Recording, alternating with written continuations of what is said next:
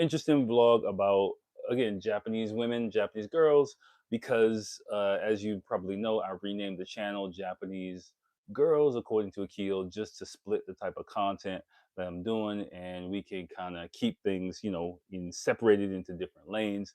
So Crazy Japan according to Akil is gonna have, more of like the interesting crazy videos that you're probably familiar with seeing online. I give more context to it, my take on it, stuff like that.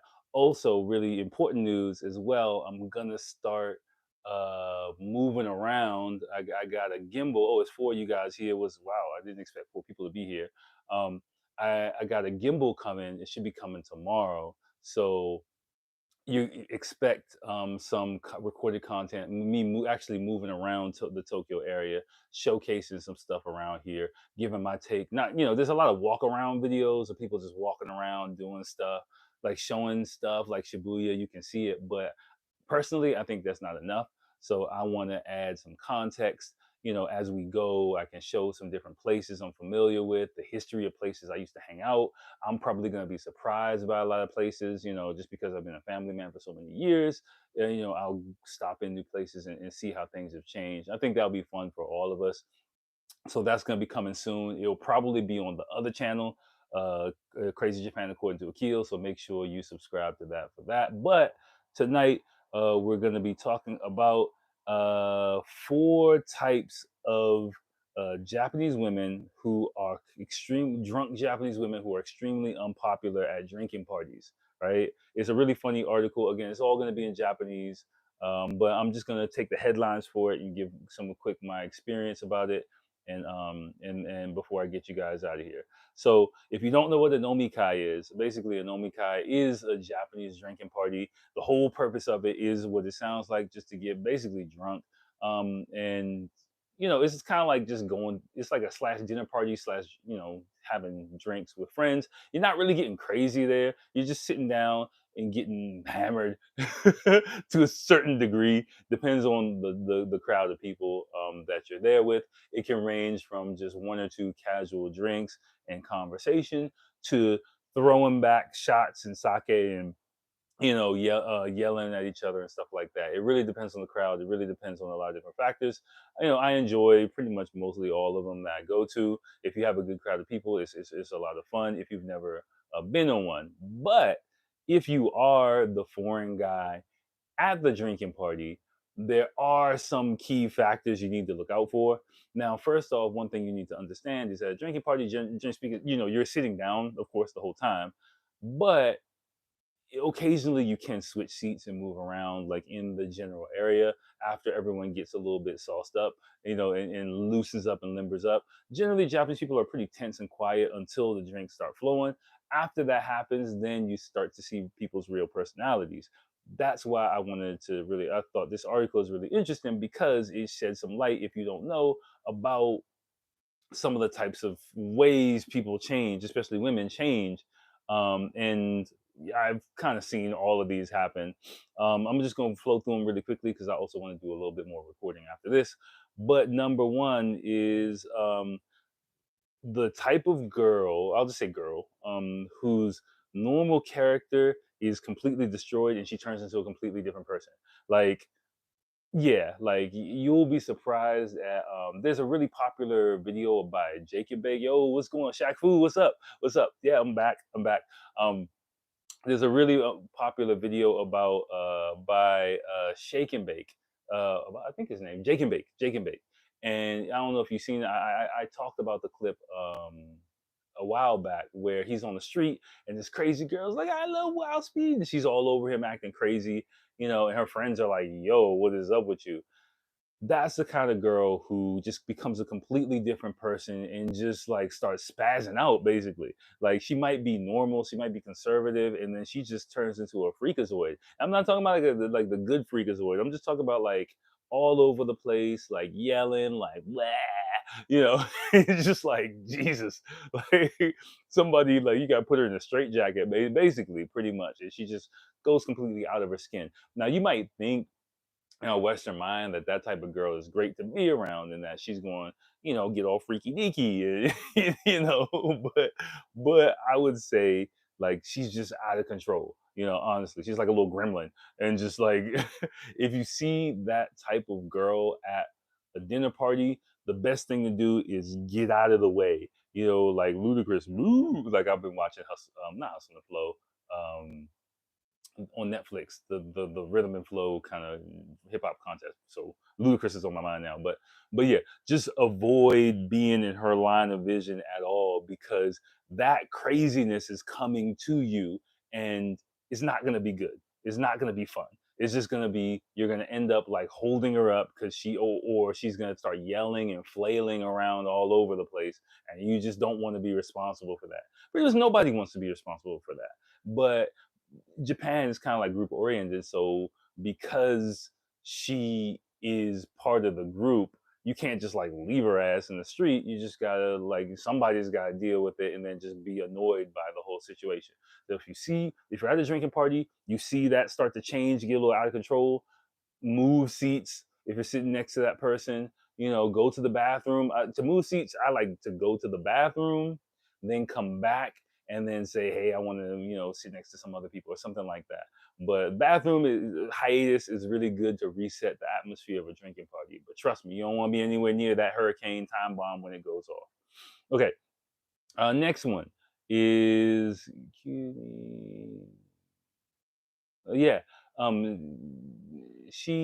her voice suddenly changes, and she has like a really squeaky, high pitched, kind of like kind of squealy voice. I can't really um copy that voice, but you don't if you that high pitched voice, I think one and two kind of go together. If you hear a really high pitched, whiny Steve Urkel kind of type Japanese voice go off, you don't want to be near that, because that is, for me, the complainer drunk Japanese girl, where she just starts complaining about everything, whining about stuff. And if you like, for me, generally, I kind of get a little bit, not like aggressively assertive, but kind of passively aggressively, kind of like scolding this type of women.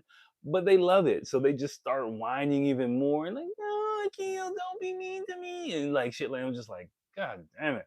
And you're just stuck there. They'll just stick to you like glue. Sometimes even the whiny ones like you even more because you're being kind of mean to them, and they cling to you even more. Like if you're just like, yo, what is wrong with you? I mean, not in a mean way, of course, because you're in a group setting. So if you're really mean to that person and she starts freaks out, then you're the bad guy. But there are ways to kind of passively aggressively kind of poke at them a little bit, which is entertaining for me, which I like to do. But if you do it too much, I found that these kind of girls start to like you, and when they start to like you, then they get even more clingy and more annoying, and then it's just like another one like that you just don't want any parts of. Like, trust me.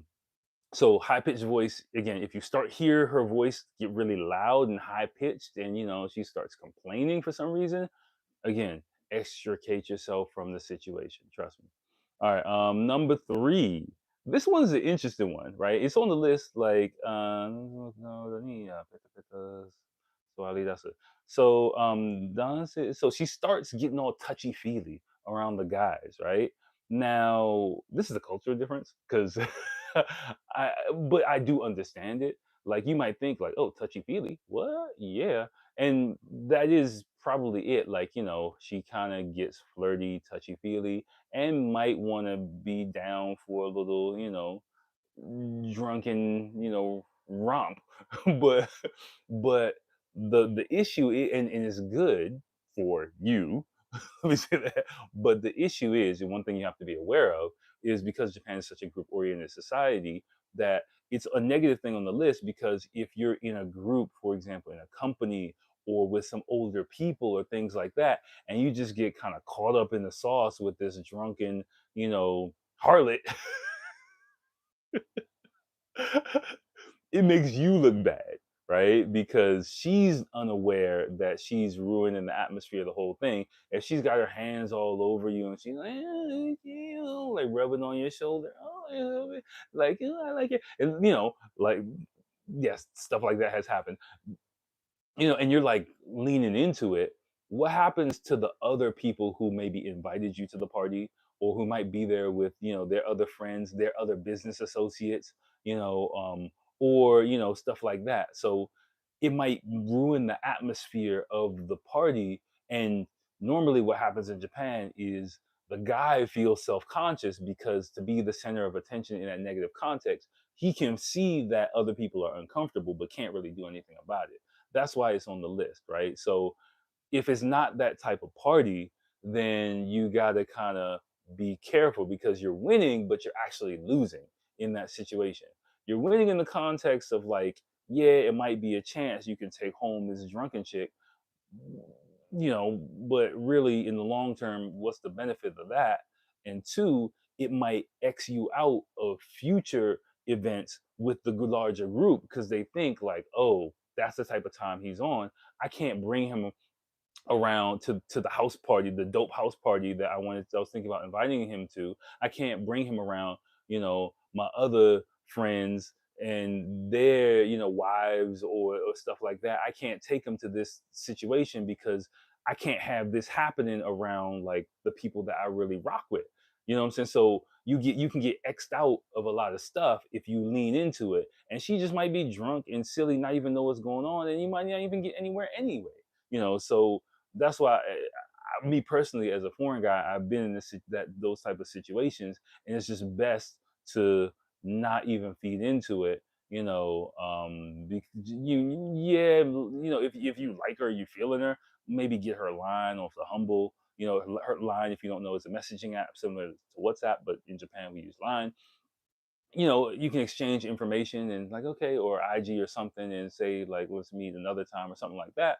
Or if you really on demon time, just tell her chill, maybe double back later or something like that if you can. I don't know. Those are kind of moves that I've seen done, but I've never done them.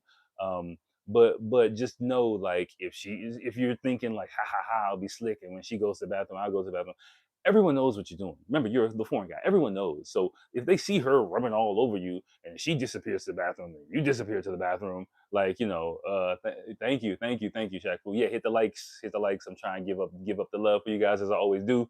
Um, uh what you call it yeah, if you guys disappear and she's been rubbing all over you, everyone knows what's gonna happen. So don't really do that.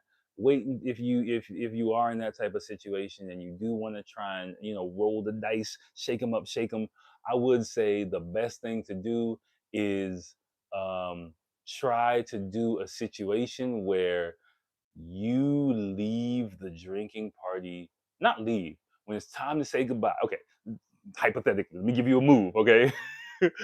If I were in this situation and I was at a drinking party and, this type of harlot, drunken girl, or whatever, touchy feely girl, whatever level it is all over me, and I'm trying to maybe see what will happen for later, the for me the safest approach would be play it neutral, kind of like, oh, chill, and deflect everything towards the group. Maybe even, after a while, if it gets too intense, move away, but still kind of maintain contact a little bit, right? Just a little bit. Keep her on the hook. Then what you're gonna do at the end of a drinking party, there's always like a group farewell, right? Before the farewell, maybe the last 20-30%, if you have a chance to talk to her, find out generally what area she lives, what direction train she's going into. You know, if you can do that, then what you do when everyone's leaving and it's about time to go, you go first. You make a big deal. Okay, hey everyone, I'm going. I'll see you guys. I have fun, because the harlot's gonna follow you. If she's down for Pound Town. she's gonna she's gonna follow you. She's gonna be like, "Oh, I'm going on that train too," but it's not your fault. You know what I'm saying? Like you're just going. You're like this innocent guy. I'm just going home. And then if she follows you, and hopefully nobody else follows you, but there's the possibility of you guys ending up somewhere by yourself on the train by yourself, and then you can say, "Hey, let's go do something else," or something like that. That's the safest approach. But if she leaves first and then you follow her, it seems like you're pursuing her to the rest of the group, and then that's not a good look for you, right? So you're gonna want to make sure like you protect your image among the greater Japanese group, to be able to attend dope stuff later on down the line. Because trust me, I've seen it happen. I've been at drinking parties with like a few other foreign people. I'm with the Japanese people, and the foreign dudes eating it up, and I'm sitting there listening to the Japanese people, kind of like, a little grumble a little bit, and I kind of know what that grumble means, but he has no idea that, and then later on you meet them and you're like, that other guy, man, he's wild, right? He's wild, but that he's wild means like he's unpredictable and I can't trust him around a greater circle of people. This circle, fine, fine, fine. But anything else, like, nah, he got X'd out of the equation. And then it makes you look good, like, because you got sense, and he's like, well, but you're different from him. And it's just like, I got home training. I know how to, I know what I'm doing.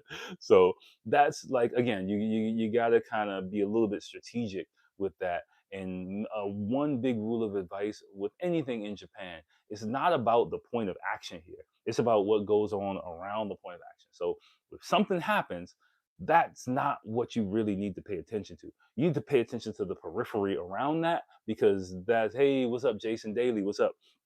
Thanks for checking in. Um, just a quick stream. You're gonna want to check. You're gonna want to check the periphery around that, the reaction of the people around that. That tells you so much about the situation, right? But what happens isn't where all that real action is. Okay, so let me get one more of these. The next one is the Hitori de. What's that?